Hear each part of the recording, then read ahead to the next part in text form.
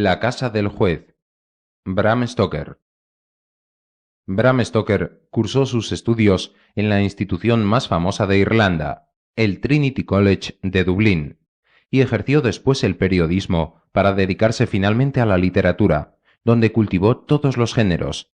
Sin embargo, en sus obras no pueden negarse las huellas profundas que dejara otro famoso alumno de aquella célebre institución, quien sin duda se ha convertido en un gran maestro de la literatura fantástica, Joseph Sheridan Le Fanu, cuya obra maestra, Carmilla, fue el embrión de donde nació la primera idea de Drácula, creación y consagración definitiva de Bram Stoker.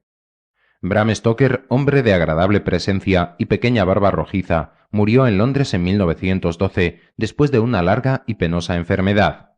En 1914, su viuda editó una colección de sus novelas póstumas de la que hemos extraído The Judge's House, un libro considerado como un clásico dentro de la literatura fantástica. Cuando se acercó el tiempo de los exámenes, Malcolmson resolvió instalarse durante algunas semanas en un lugar tranquilo con el fin de prepararse a fondo. Temía las distracciones de las playas frecuentadas por mucho público, tanto como a la soledad total del campo, ya que conocía por experiencia los encantos de este aislamiento bucólico. De modo que decidió irse a vivir a algún pueblecito desconocido y sin historia, donde no correría el mínimo riesgo de verse distraído. Se abstuvo de pedirle consejos a nadie, pues sabía que cada uno de sus amigos le recomendaría algún lugar donde residirían sin duda alguna varias de sus amistades. Ahora bien, como Malcolmson deseaba evitar a sus propios amigos, evidentemente no iba a irse a vivir a un lugar donde se encontraría con algunas de sus amistades. Así pues, decidió arreglar las cosas por sus propios medios.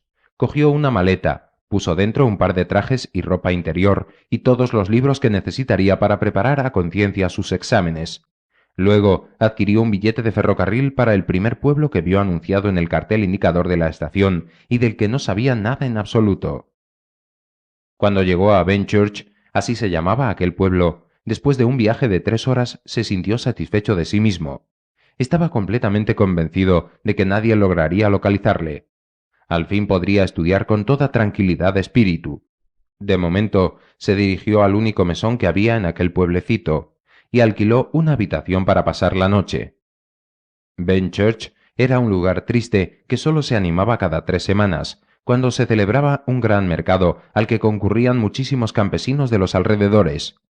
Los demás días aquel pueblo no tenía otros atractivos que los de un lugar desierto.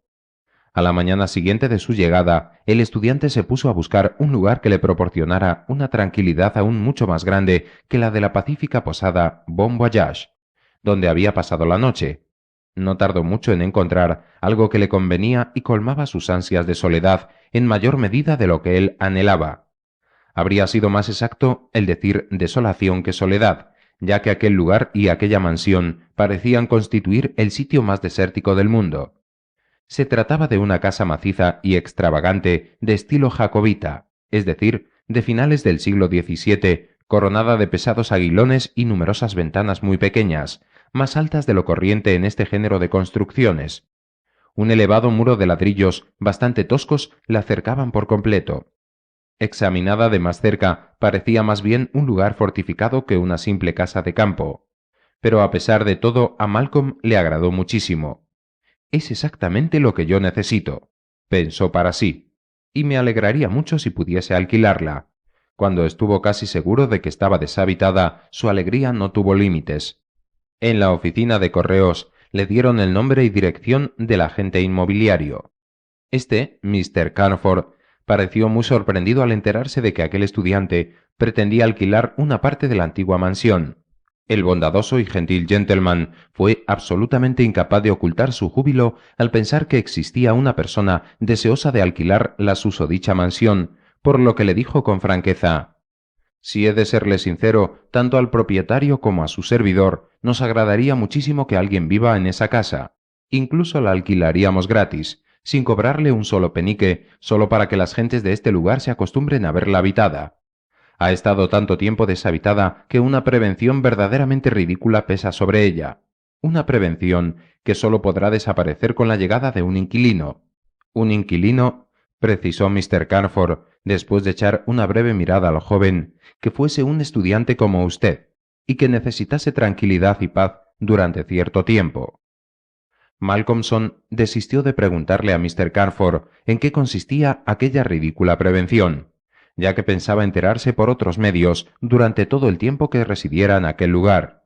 Pagó por adelantado 3 meses de alquiler, se le entregó el correspondiente recibo, y minutos después salía de la oficina del agente inmobiliario con las llaves en el bolsillo y el nombre de una vieja mujer que podría ocuparse de las faenas de la casa.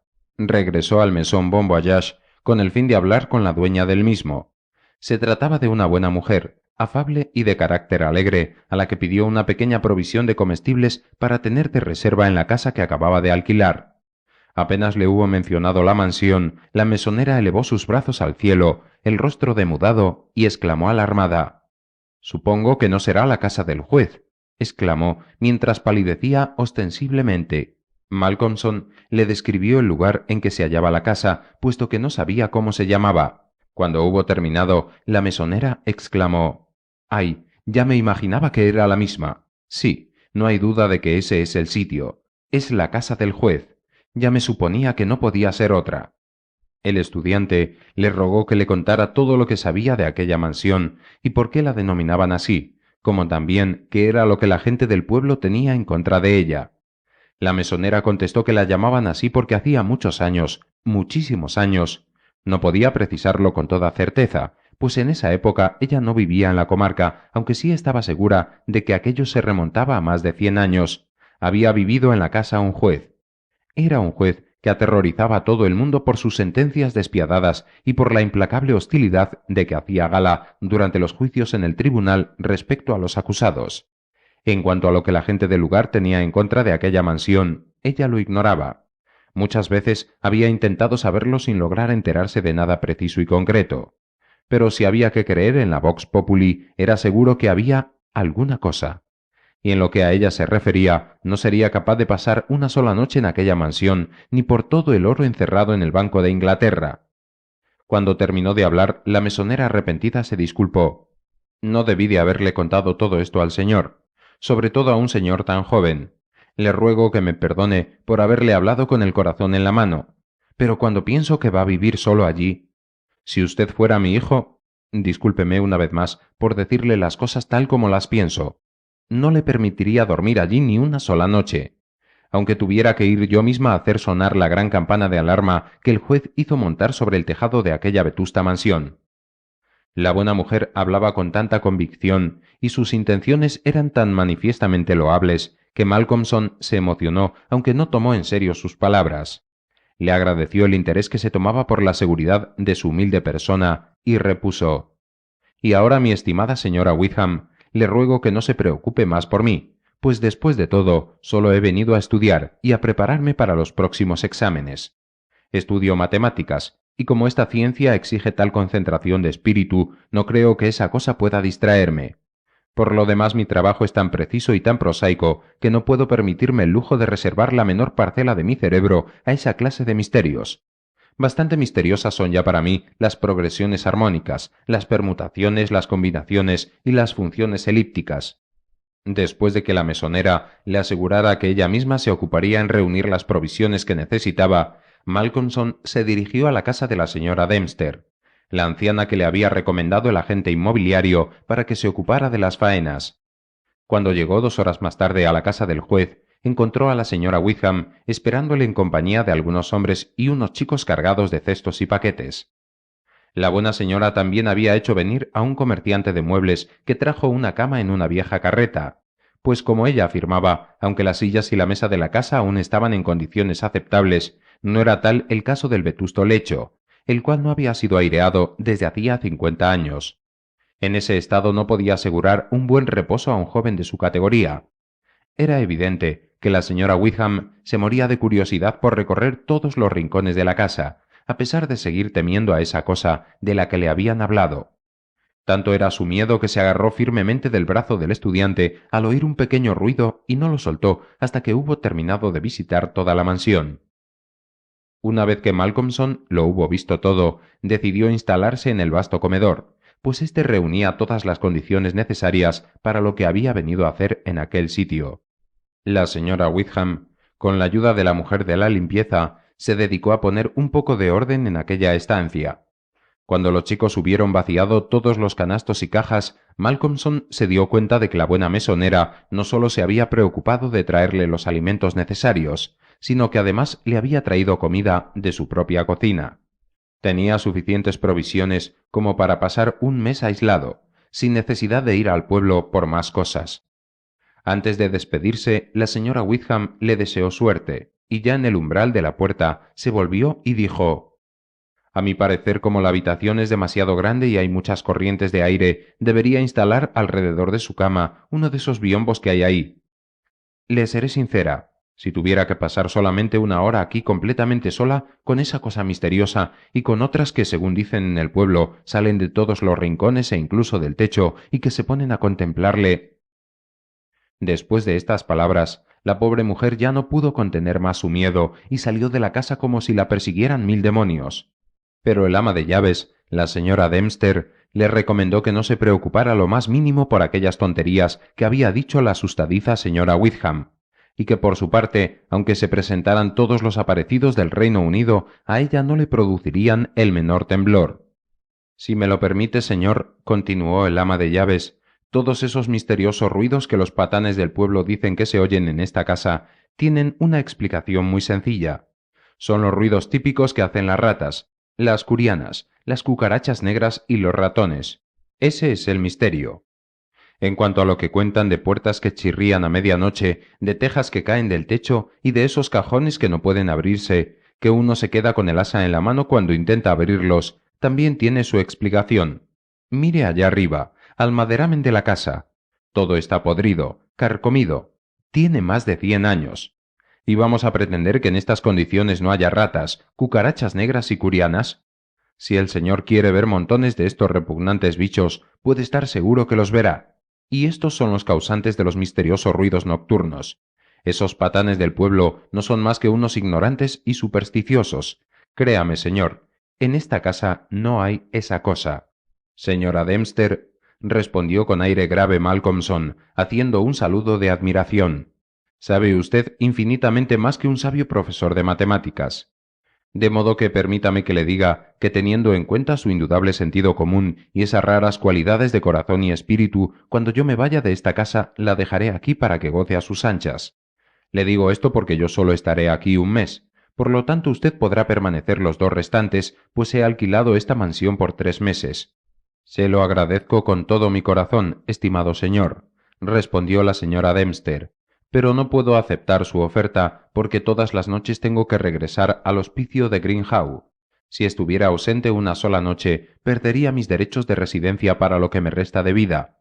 Sí, el reglamento es muy estricto, y como hay muchas ancianas esperando una vacante, no puedo exponerme a perder mi plaza.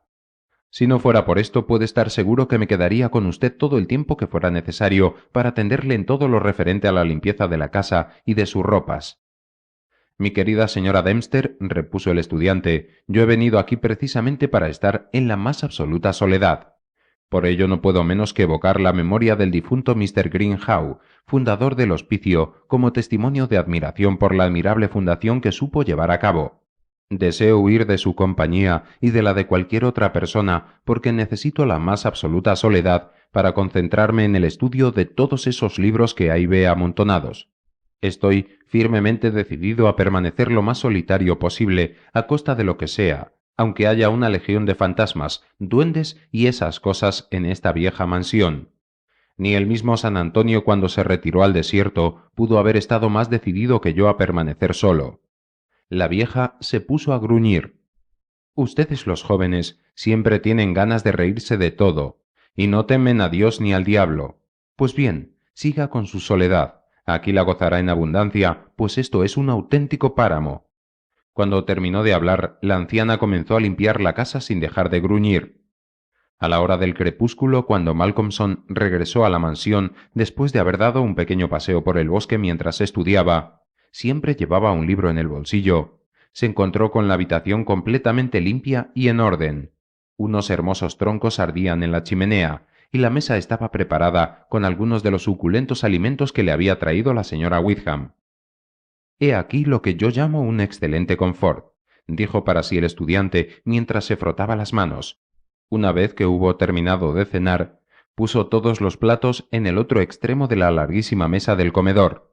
Cogió unos libros, echó un grueso tronco en la chimenea, reguló la mecha de la lámpara, se instaló con comodidad y se puso a trabajar. No despegó los ojos de los libros hasta las 11 de la noche, pero solo para echar más troncos a la chimenea y graduar otra vez la mecha de la lámpara, como asimismo para prepararse una taza de té. De hecho, y esto se remontaba a su época en el colegio, siempre había trabajado durante largas horas nocturnas a base de tazas de té para no quedarse dormido. Esta infusión era como un lujo para él, y la bebía con deleite, casi con voluptuosidad. El fuego de la chimenea se reanimó y lanzó alegres chispas mientras los troncos incandescentes crujían, proyectando extrañas sombras contra las paredes de la estancia. Mientras el estudiante saboreaba su té a pequeños sorbitos, se regocijaba de estar completamente aislado de todo ser viviente. Y fue entonces cuando por vez primera se dio cuenta del ruido que hacían las ratas. «Qué cosa más extraña», pensó. «Mientras yo estaba estudiando no hicieron el más mínimo ruido. Me habría dado cuenta en el acto». Y como el ruido aumentaba cada vez más, Malcolmson consideró que debía consolarse y creer que aquellos roedores acababan de empezar la fiesta. Seguramente las ratas habían permanecido espantadas y quietas debido a su presencia, la luz producida por la lámpara y los troncos ardientes de la chimenea, pero al final se habían acostumbrado a todo ello y habían empezado de nuevo su habitual zarabanda. «¡Qué ruido más extraño! ¡Qué escándalo están armando estas condenadas ratas! Da la impresión de que todas corren por todas partes y al mismo tiempo, de arriba abajo, detrás del artesonado, por el techo, bajo el parquet. Corrían, roían y arañaban». Malcolmson sonrió y recordó la frase de la señora Dempster: «Los fantasmas son las ratas, y las ratas son los fantasmas». El té empezó a hacerle efecto, y el estudiante, despejado y con la mente más lúcida, se dispuso a reanudar su trabajo. El bienestar que sentía le hizo detenerse un instante y contemplar con atención la estancia en la que se hallaba. Cogió la lámpara y comenzó a recorrer toda la habitación. Se extrañó de que una mansión tan antigua, tan poco corriente y tan bella hubiese estado tanto tiempo abandonada. Las maderas labradas eran soberbias, como también los marcos de las puertas y ventanas. Algunos cuadros antiguos colgaban de las paredes, pero estaban tan cubiertos de polvo que incluso elevando su lámpara, Malcolmson no pudo distinguir lo que había pintado en ellos. Mientras inspeccionaba este lugar, observó unas grietas en las paredes, a través de las cuales vio los ojos brillantes de las ratas al reflejarse en ellos la luz de su lámpara. Estas huyeron con rapidez mientras lanzaban agudos gritos. Sin embargo, lo que más le impresionó fue la cuerda de la inmensa campana de alarma del techo. Esta pendía en un rincón de la estancia, a la derecha de la chimenea. Acercó a ese lugar un gran sillón de roble, se sentó en él y bebió una última taza de té. Después de esto, se levantó, reavivó el fuego de la chimenea y volvió a ponerse a estudiar, esta vez sentado en un rincón de la mesa, con la chimenea a su izquierda. Al principio las ratas y su sempiterna cabalgata le molestaron muchísimo, pero al final se acostumbró al ruido de los roedores, igual que se acostumbra uno al tic-tac de un reloj de péndulo, al murmullo de las olas del mar. Pronto se absorbió tanto en su trabajo que nada en el mundo existía ya para él, excepto el problema que trataba de resolver. Bruscamente levantó los ojos. El problema le parecía cada vez más difícil, no había forma de encontrar su solución. Observó que en la atmósfera de la estancia había esa cosa indefinible que precede al alba y que llega a sobresaltar por lo que tiene de ambiguo. Ya no se oían las ratas. Malcolmson tuvo la impresión de que el ruido acababa de cesar, y de que era aquel brusco silencio lo que le había turbado. El fuego de la chimenea había disminuido, pero los troncos aún ardían. El estudiante tenía la mirada fija en ellos y de repente se sobresaltó a pesar de su sangre fría. Allí, a la derecha de la chimenea, había una enorme rata sentada sobre un taburete que le miraba amenazadoramente con sus pequeños ojos brillantes. Malcolmson hizo un gesto para espantarla, pero la rata ni siquiera se molestó. Entonces hizo ademán de lanzarle algo, pero tampoco esta vez se movió un ápice la condenada y monstruosa rata. Se contentó con mostrarle con rabia sus largos dientes blancos, mientras sus pequeños ojos crueles reflejaban un brillo maligno a la luz de la lámpara que iluminaba la estancia. Malcolmson, desconcertado, empuñó el atizador y se lanzó hacia la rata para golpearla. Pero ésta, antes de que él la alcanzase, saltó sobre el parquet, dio un grito hostil, se agarró a la cuerda de la campana de alarma y subió con rapidez por ella. Desapareció en las tinieblas más allá del círculo de claridad que delimitaba la pantalla verde de la lámpara. Entonces ocurrió algo verdaderamente misterioso e inexplicable. En el mismo instante en que la enorme rata desapareció, las otras empezaron su zarabanda desenfrenada bajo las planchas del artesonado.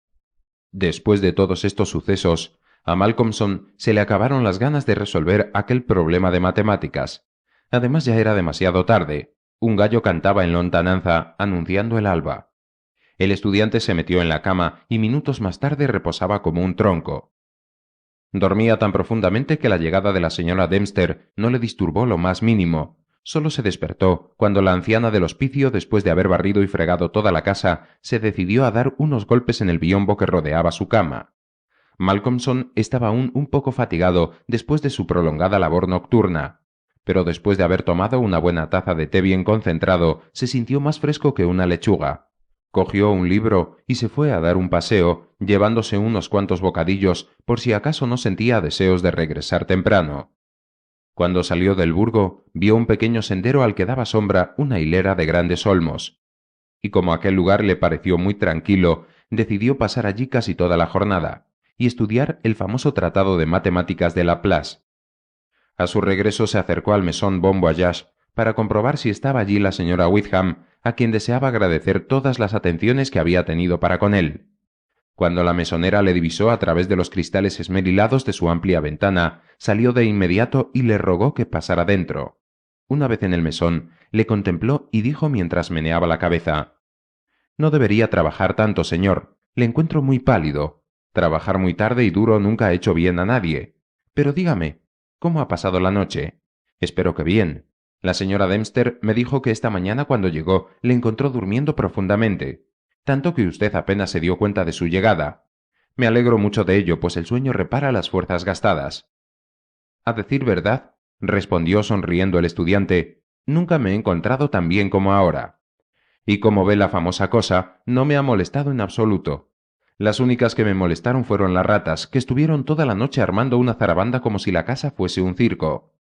Entre estas había una auténtica diablesa de mirada feroz, que se sentó sobre mi mismo sillón junto al fuego de la chimenea sin asustarse lo más mínimo de mi persona ni de los gestos que hice para espantarla. Al final cogí el atizador y traté de golpearla. Apenas hice esto, el enorme roedor subió rápidamente por la cuerda de la campana de alarma y desapareció en la parte alta del techo. No puedo decirle dónde se escondió, ya que estaba muy oscuro allá arriba, aunque supongo que habrá algún boquete o escondrijo. «Dios tenga piedad de todos nosotros», exclamó la señora Wickham. «¿Dice usted una vieja diablesa? Y sentada en su sillón junto al fuego. Desconfíe usted, señor, desconfíe. A veces hay más verdad en lo que murmura la gente que en un tratado de matemáticas. Explíquese mejor porque no comprendo lo que quiere dar a entender». «Aquella rata era un viejo diablo, quizá el mismo diablo», explicó la mesonera, pero como el estudiante se echó a reír, añadió: «Ustedes los jóvenes siempre se ríen de las cosas que dicen las personas de mi edad. Pues bien, haga lo que quiera, allá usted. Dios quiera que pueda seguir riendo durante muchísimos años». Acto seguido, la mesonera dio rienda suelta a su carácter alegre y dicharachero y pareció olvidar todo lo que habían estado hablando. «Le ruego que me perdone», dijo Malcolmson, disculpándose, «pero al reírme no pretendía burlarme de usted. Pero eso de que el diablo en persona vino a sentarse en mi sillón la noche pasada me parece una cosa difícil de admitir». Aquella noche, la zarabanda de las ratas empezó mucho más temprano. Aparentemente ya habían empezado a armar todo aquel escándalo antes de que Malcolmson regresara, y se callaron a la llegada de éste a la casa como si se hubiesen sorprendido de su regreso. Después de la cena, el estudiante se sentó junto a la chimenea para fumar un cigarrillo. Luego, una vez que hubo retirado todos los platos de la mesa, se puso a trabajar. Aquella noche las ratas le molestaron mucho más que la anterior. Cómo corrían las condenadas, de arriba abajo por el parquet, por el techo, por todas partes. Gritaban, roían, arañaban. Se envalentonaron tanto que al final incluso se atrevieron a asomar sus hocicos por entre las rendijas de las paredes y a dejar ver sus pequeños ojillos brillantes en los que se reflejaban los chisporroteos de los troncos que ardían en la chimenea. Pero como el estudiante parecía haberse acostumbrado ya a aquellos roedores, las miradas de estos hasta llegaron a parecerle benignas. Lo único que llamó su atención fue la actitud enloquecida de aquellos repugnantes bichos. Algunas veces las ratas más temerarias se aventuraban a bajar hasta el parquet, ocultándose entre las grietas del mismo. No obstante, como todo esto le distraía de sus estudios, trató de espantarlas con el gesto y la voz. Dio un violento puñetazo sobre la mesa, mientras les gritaba «¡Chut! ¡Chut!». Entonces las ratas huyeron, yendo a esconderse en los numerosos boquetes y grietas del artesonado de la estancia. La primera parte de aquella noche transcurrió de esa forma, pero a pesar del ruido, Malcolmson acabó por absorberse en su trabajo. De repente se detuvo extrañado como la víspera por una sensación súbita de silencio. Todo quedó en quietud. Las alocadas carreras de las ratas, su continuo roer en las maderas, el ruido de los arañazos mientras trepaban, sus chillidos. El estudiante se acordó de su extraña aventura de la noche pasada. Aquello parecía el silencio de una tumba. Instintivamente miró hacia el sillón que había quedado junto al fuego de la chimenea y no pudo dominar un sobresalto violento. Allí, cerca de la chimenea, estaba sentada la misma gigantesca rata de la víspera y le miraba con sus ojillos amenazadores con insistencia. Maquinalmente, Malcolmson echó mano a lo primero que vio junto a él, los logaritmos, y lanzó el grueso volumen al enorme roedor, pero calculó mal el golpe y la rata apenas se movió. Entonces, igual que la víspera, el estudiante cogió el atizador y también como el día anterior, la rata al verse en peligro dio un salto y se puso a subir por la cuerda de la campana de alarma. Y cosa extraña, su huida coincidió con la zarabanda de las demás ratas. Una vez más, al estudiante le fue imposible localizar el boquete en donde se escondía la condenada rata, pues la pantalla verde de su lámpara dejaba en sombras aquella parte del techo. Por añadidura, el fuego de la chimenea ya no brillaba mucho. Malcolmson echó un vistazo a su reloj de pulsera y comprobó que era cerca de la medianoche. Puso un tronco en la chimenea y preparó té para estar despierto durante las largas horas de la noche que pensaba dedicar al estudio. Luego, antes de ponerse a trabajar, encendió un cigarrillo y se instaló en el sillón donde solía sentarse la gigantesca rata. Mientras fumaba, se preguntó en qué boquete se ocultaría el dichoso roedor, aunque ya había planeado una idea a este respecto para el día siguiente. Una idea que podía condensarse en una sola cosa: poner una ratonera allí arriba. De momento se limitó a encender una segunda lámpara y colocarla de forma que iluminara aquella parte del techo por donde desaparecía siempre el monstruoso animal.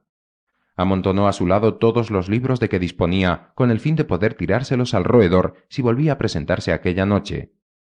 Luego puso el extremo de la cuerda de la campana de alarma sobre la mesa y la sujetó poniéndole encima el pie de su lámpara de trabajo. Cuando cogió la cuerda se extrañó de que fuese tan flexible, máxime al considerar que era tan gruesa y que ya apenas servía para nada. Se podría ahorcar a un hombre con ella, pensó. Una vez que hubo terminado todos estos preparativos, miró a su alrededor, se frotó las manos y se dijo: «Ahora, mi querida amiga, vamos a vernos las caras. Estoy seguro que pronto voy a tener noticias tuyas». Luego se acomodó junto a la mesa, comenzó a estudiar y al cabo de unos minutos ya solo se acordaba de sus teoremas y problemas de matemáticas. Había pasado apenas una hora cuando he aquí que algo le volvió bruscamente a la realidad. No obstante, esta vez no fue el silencio repentino lo que le llamó la atención, sino la cuerda de la campana de alarma que oscilaba un poco, como también el pie de su lámpara de trabajo. De un vistazo se aseguró de que tenía a mano los libros que había amontonado a su lado para lanzárselos al repugnante y monstruoso bicho. Luego miró la cuerda. La enorme rata se balanceaba en ella, pero de repente dio un salto y fue a sentarse en el sillón de siempre, mientras le miraba con insistencia. Malcolmson cogió un libro, apuntó bien en dirección al roedor y se lo lanzó. Este se apartó de un salto y el proyectil no le alcanzó. El estudiante cogió otros 2 libros y se los arrojó alternativamente, pero tampoco esta vez dio en el blanco. Irritado se levantó, cogió un grueso volumen y cuando se disponía a lanzarlo, la repugnante bestia pareció asustarse mucho y dio un agudo chillido. Malcolmson le tiró el volumen y esta vez le dio de lleno a la rata. La bestia lanzó un estridente chillido, dirigió una horrible mirada a su agresor, abandonó de un salto el sillón, se agarró con sus peludas patas a la cuerda y subió por ella con la rapidez de un rayo. La lámpara que sostenía el extremo de la cuerda osciló un poco pero no se cayó.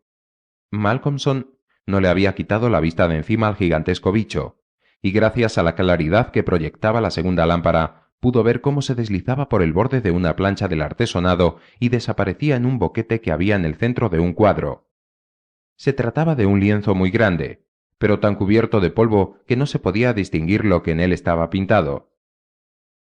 Mañana por la mañana tendré que echarle un vistazo al escondrijo de mi amiguita, se dijo el estudiante mientras recogía los libros del suelo. Ya veo que es el tercer cuadro contando a partir de la chimenea. Ya me acordaré mañana de este detalle. A continuación, colocó uno por uno sobre la mesa los libros que había recogido del suelo.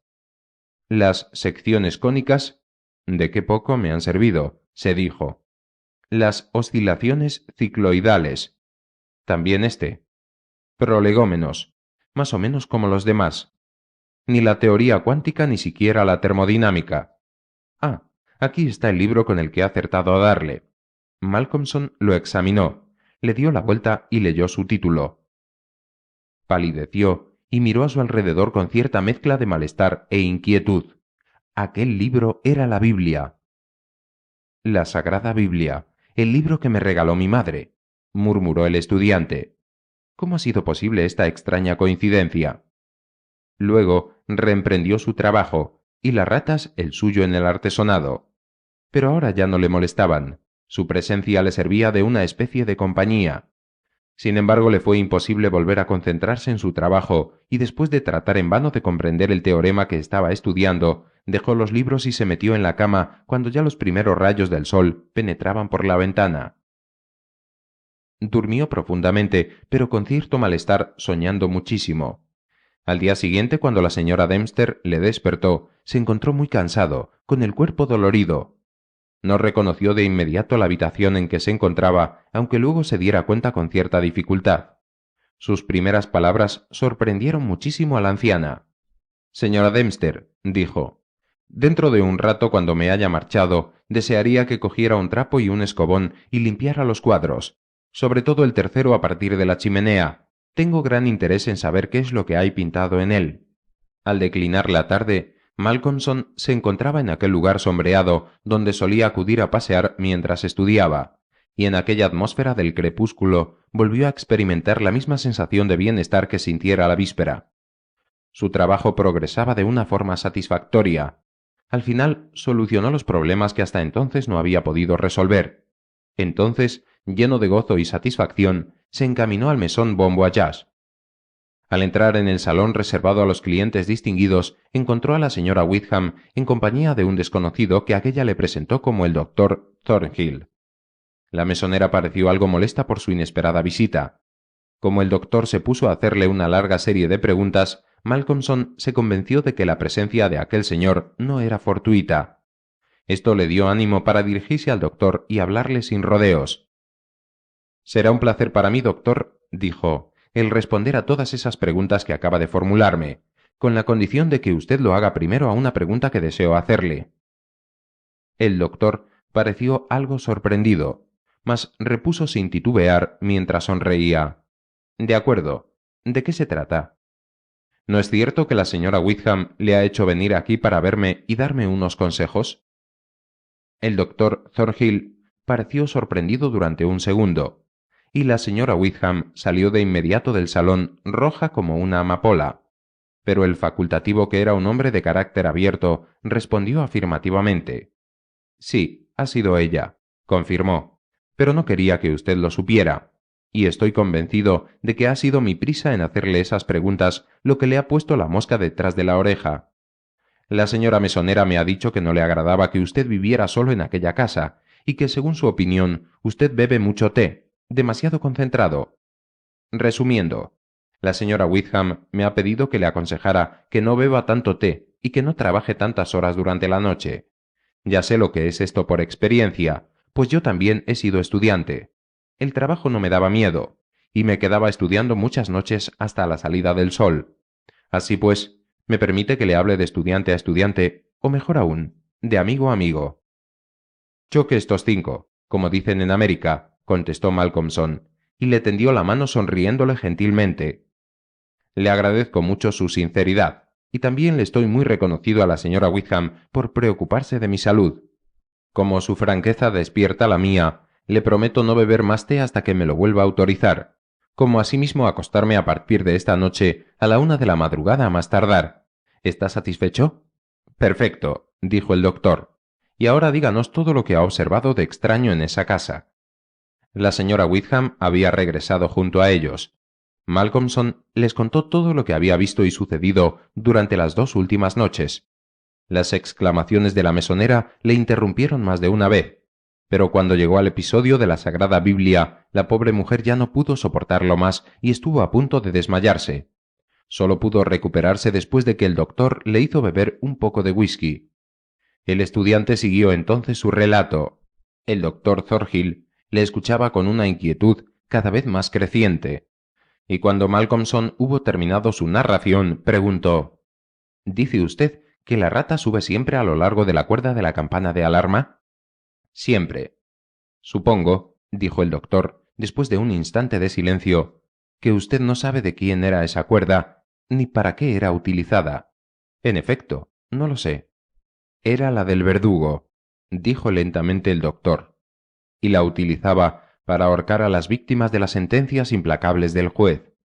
Una nueva exclamación, un grito de espanto de la señora Wickham le interrumpieron, y los dos hombres se apresuraron a prestarle ayuda. Pero Malcolmson había consultado su reloj y al ver que era ya la hora de comer abandonó el mesón antes de que la propietaria hubiera recuperado el conocimiento. Una vez que la mesonera se hubo repuesto, se enfrentó airadamente al doctor y le recriminó el haber contado a aquel pobre joven cosas tan abominables. Mi querida señora Wickham, respondió el galeno, al hablarle de aquellas cosas yo perseguía un fin determinado. Deseaba traer su atención sobre la cuerda de la campana. Es muy posible que esté agotado. He observado que ha trabajado más de lo que debiera, aunque puedo asegurarle que está perfectamente bien en cuanto a su salud física y psíquica. Sin embargo, esa rata y la idea del diablo. Al llegar aquí, el doctor meneó la cabeza. He estado a punto de proponerle pasar la noche con él, pero no me he atrevido, porque temí que se lo tomara a mal. En caso de necesidad, temores o alucinaciones, desearía que tirase de esa cuerda. Como se encuentra solo, el ruido de la campana nos alertaría y podríamos acudir en su ayuda. De todas formas, esta noche pienso estar en vela hasta lo más tarde que me sea posible, de modo que no se extrañe ni se asuste si mañana hay noticias nuevas en este pueblo de Benchurch.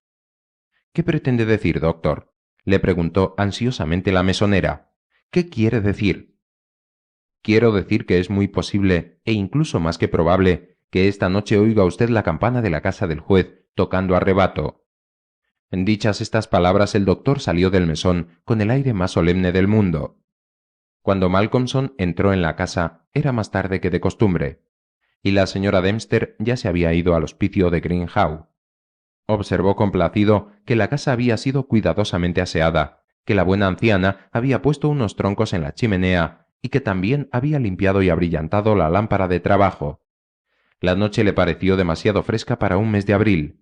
Se había levantado un viento muy fuerte que presagiaba una tormenta.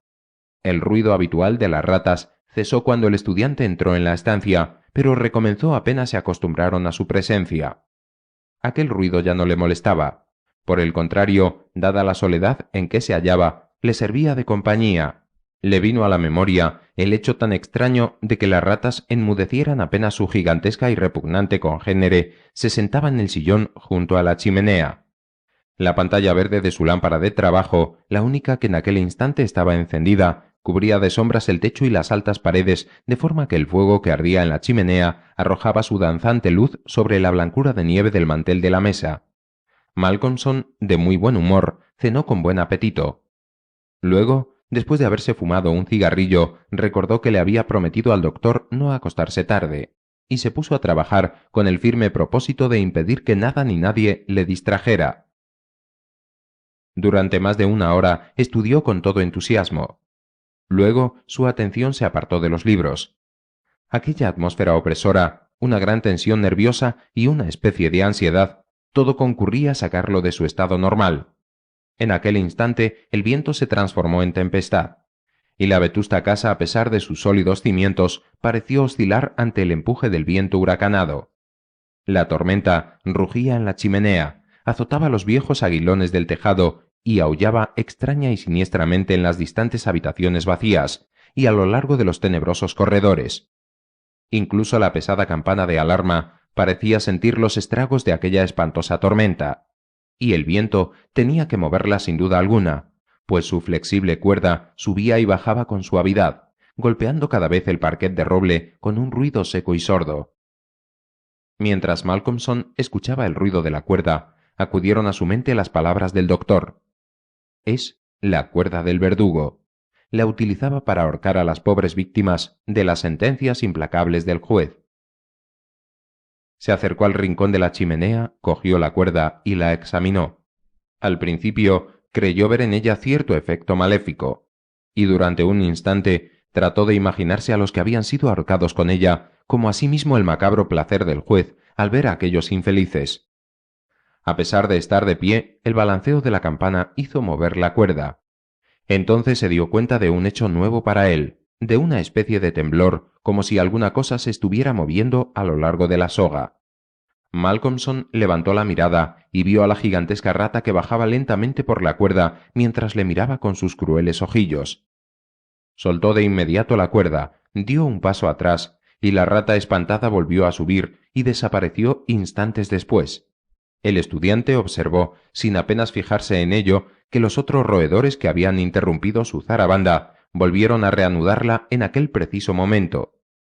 Eso le recordó que no había examinado el escondrijo de la gigantesca rata como se había prometido la víspera. Encendió la segunda lámpara.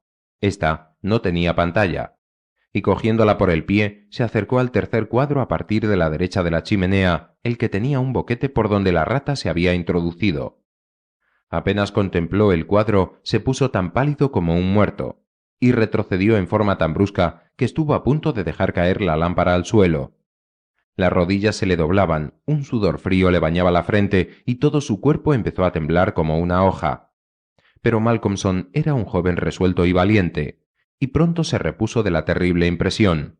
Volvió al lado del cuadro, levantó la lámpara y examinó el lienzo, ahora ya limpio de polvo y grasa. Era el retrato del juez. En él aparecía envuelto en su toga de armiño y con una peluca blanca. Su rostro era duro, cruel, implacable, astuto y vengativo. Su boca sensual, su nariz rubicunda y ganchuda como el pico de un ave de presa. En cuanto al resto, su piel tenía un aspecto cadavérico. Sus ojos tenían una mirada extraña y una expresión espantosamente amenazadora. Mientras Malcolmson contemplaba el cuadro, se estremeció de pies a cabeza, porque los ojos del juez le parecieron exactamente iguales a los de la gigantesca y repugnante rata. La lámpara estuvo a punto de caérsele otra vez, cuando descubrió en un rincón del cuadro que la mencionada rata le miraba con odio a través del boquete. En aquel mismo instante se dio cuenta de que los demás roedores habían interrumpido su zarabanda. A pesar de esta fuerte impresión, Malcolmson logró dominar sus nervios y continuó examinando el retrato. El juez estaba sentado en un gran sillón de roble esculpido, al lado de una imponente chimenea de piedra.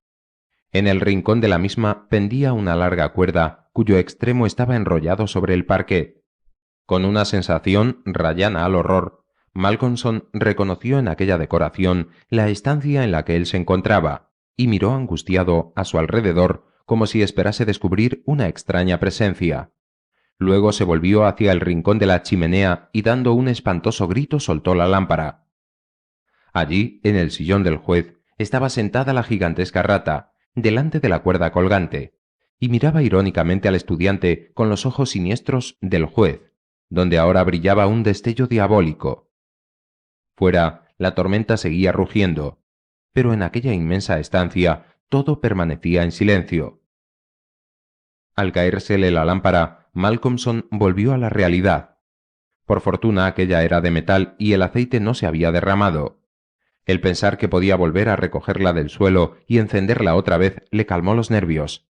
Entonces secó el sudor de su frente y reflexionó. Esto no puede seguir así. Si continúo así, acabaré volviéndome loco. Tengo que terminar de una vez con todo esto. Le prometí al doctor que no volvería a tomar té, y cuánta razón tenía. Mis nervios deben estar desequilibrados por el abuso de esta infusión tan excitante. Es curioso que no me haya dado cuenta hasta ahora. Claro que también debo reconocer que nunca me he sentido tan bien. En fin, sea lo que sea, y como por ahora nada malo me ha ocurrido, a partir de hoy ya no tomaré ni una gota de té, ni me quedaré estudiando largas horas durante la noche. A continuación, se sirvió un vaso de coñac. Le añadió muy poca agua. Se lo bebió de un trago y decidió resueltamente ponerse a trabajar. Hacía ya una hora que estaba estudiando, cuando de repente, sorprendido por un brusco silencio, apartó la vista del libro. Fuera el viento seguía rugiendo con furia. La lluvia caía en tromba y sus pesadas gotas azotaban los cristales de las ventanas como si fueran pedriscos. Pero el silencio de la estancia era opresivo, y sólo se veía roto por el rugido del viento en la gran chimenea, sobre cuyos troncos incandescentes caían de vez en cuando algunas gotas de lluvia. El fuego ya no llameaba, había disminuido, pero aún arrojaba un fulgor débil y rojizo. Malcolmson era todo oídos. De repente oyó un pequeño ruido, una especie de crujido furtivo. Provenía del lugar donde pendía la cuerda. Pensó en el balanceo de la campana y se dijo: con seguridad es la cuerda que frota el parquet. Levantó la vista y vio a la gigantesca rata agarrada a la cuerda que trataba de roer. Esta estaba ya casi seccionada, a juzgar por el color más claro de los cabos sueltos. Aunque el estudiante la observaba fijamente, la rata seguía con su labor, y momentos después la cuerda caía al suelo con estrépito. Durante un instante la rata permaneció suspendida, igual que un gran nudo o alguna protuberancia en el extremo superior de la cuerda que comenzaba a oscilar. Entonces Malcolmson vio que ya no le quedaba ninguna posibilidad de pedir socorro mediante la campana de alarma, y volvió a sentirse dominado por el terror. Entonces, bruscamente, como dominado por un arranque repentino de cólera, cogió un libro que tenía delante de él y se lo lanzó con rabia a la rata. Había estado afinando la puntería, pero la rata, al ver que el grueso volumen no iba a errar el blanco, que era ella, se dejó caer sobre el parquet. El estudiante se precipitó en su persecución, pero la rata, que corría más que él, pronto se perdió en la oscuridad que reinaba en la habitación. Malcolmson comprendió que aquella noche ya no podría trabajar, y, decidido a toda costa a acabar con ese repugnante bicho, le quitó la pantalla a la lámpara, con el fin de iluminar mejor la estancia.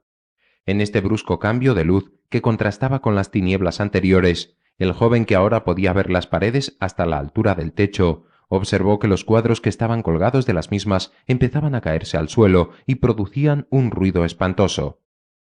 Se encontraba frente al tercer cuadro, a partir de la derecha de la chimenea. No quería creer lo que estaba viendo. Se frotó los ojos y un pánico irreprimible se apoderó de él. En el centro del cuadro había un gran trozo de tela cruda de bordes irregulares, tan nueva como si la hubieran puesto unos instantes antes. El fondo, la decoración, el sillón de roble, el rincón de la chimenea y la cuerda seguían tal como él los viera la primera vez que contempló el cuadro. Pero el juez había desaparecido. Malcolmson dio media vuelta, con lentitud, y se estremeció de horror, mientras todos sus miembros temblaban como si estuviera a punto de sufrir un ataque de parálisis. Sus fuerzas le habían abandonado, permanecía como petrificado, y no lograba coordinar sus ideas. Solo podía ver, solo podía oír. Allí, en el gran sillón de roble esculpido, estaba sentado el juez, con su toga de armiño. Sus amenazadores ojos brillaban de un modo siniestro. Una sonrisa de triunfo se dibujaba en los finos y crueles labios, mientras que con sus manos sostenía el birrete negro. Como acostumbra suceder en los casos de intenso terror, el estudiante sintió como si toda la sangre se le helara en las venas. Fuera, la tormenta seguía rugiendo con furia, pero a pesar del estruendo, a sus oídos llegó perfectamente audible el tañido del reloj de la plaza del mercado al dar la primera campanada de la medianoche. Durante unos instantes que le parecieron un siglo, permaneció de pie, tieso como una estatua, sin atreverse siquiera a mover un dedo de su mano. El reloj continuaba retumbando. La sonrisa triunfal del juez desapareció de sus labios y al sonar la última campanada se cubrió la cabeza con su birrete. Se levantó lentamente del sillón y recogió el trozo de la cuerda de la campana de alarma que había caído al suelo. La cogió con sus manos, la palpó y pareció sentir un gran placer con ello. Luego hizo un nudo en uno de sus extremos, lo apretó con fuerza y probó su resistencia sujetándolo con el pie. Cogió la cuerda con las dos manos, hizo un nudo corredizo y se dirigió hacia la mesa.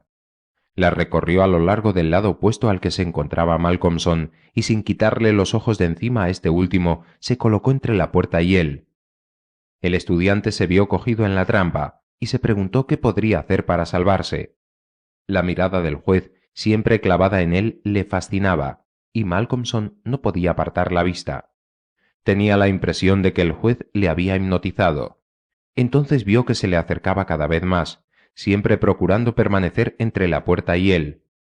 De repente le lanzó el nudo corredizo a la cabeza, como si tratase de estrangularle. Malcolmson hizo un esfuerzo sobrehumano y logró dar un salto de lado. La cuerda falló su objetivo y se oyó cómo caía con estrépito al suelo. El juez la recogió y empezó de nuevo sus manejos, siempre con la mirada fija en él. Y cada vez que el magistrado trataba de alcanzarle con el nudo corredizo, el estudiante lograba eludirlo. Esto duró mucho tiempo, muchísimo tiempo, pero daba la impresión de que nada ni nadie haría desistir de su siniestro empeño al juez, que jugaba con el estudiante como el gato con el ratón. Al fin, cuando llegó al colmo de la desesperación, Malcolmson echó un vistazo alrededor suyo. La lámpara parecía alumbrar más que nunca, y se veían claramente todas las cosas que había en la estancia. Por todas partes, en las grietas de los muros, en los boquetes del techo, en las hendiduras del artesonado, se veían brillar numerosos ojillos de ratas, y este hecho, sin poder explicárselo, le reconfortó un poco. Levantó la mirada hacia el boquete del techo, de donde pendía el trozo de cuerda restante, y observó que cada centímetro del mismo estaba cubierto por ratas. Asimismo, muchos roedores subían y bajaban por aquel trozo de cuerda, y la campana comenzaba a bambolearse ligeramente bajo su peso. Un sonido metálico retumbó en el aire. El badajo había hecho vibrar la campana. El sonido era muy débil, desde luego, pero la campana estaba a punto de sonar cada vez más. Era seguro que el sonido se amplificaría. Al oír el leve tañido, el juez, que hasta entonces no le había quitado la vista de encima al estudiante, volvió la cabeza y un diabólico rictus de cólera deformó sus rasgos faciales. Sus ojos empezaron a brillar como brasas y se puso a golpear con tanta fuerza el suelo con los pies que la mansión pareció oscilar.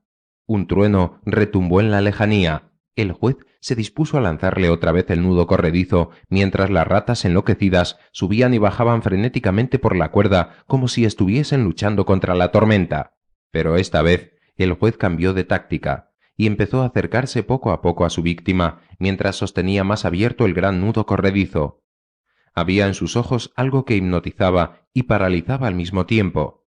Malcolmson, a pesar de verle acercarse a él cada vez más, siguió rígido, como petrificado, moviéndose menos que un cadáver. Sintió que los dedos helados del juez le rozaban mientras le ajustaba la cuerda alrededor del cuello. Luego el magistrado se puso a apretar. El nudo se cerró cada vez más, cada vez más. El juez cogió en sus brazos el cuerpo inerte del estudiante, lo llevó hasta el gran sillón al lado de la chimenea y lo depositó allí erguido, como una estatua.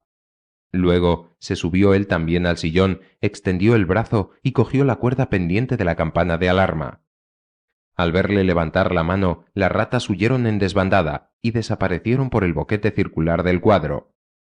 El magistrado cogió la extremidad de la cuerda, cuyo nudo corredizo estaba ajustado al cuello del estudiante, y la ató al trozo que pendía del techo. Una vez que hubo terminado, se bajó del sillón y le dio un puntapié seco. Al oír tañir la campana de la casa del juez, los habitantes del pueblo empezaron a congregarse. Se encendieron linternas y toda clase de faroles. Una masa de gente silenciosa y angustiada se encaminó hacia la vetusta mansión. Uno se adelantó y golpeó la puerta, mas nadie respondió. Entonces la derribaron, y todos se precipitaron dentro del enorme comedor de lujo, conducidos por el doctor Thornhill. Vieron horrorizados cómo el cuerpo del joven estudiante se balanceaba en el extremo de la cuerda de la campana de alarma, mientras allá arriba, en su cuadro, el juez sonreía maliciosamente,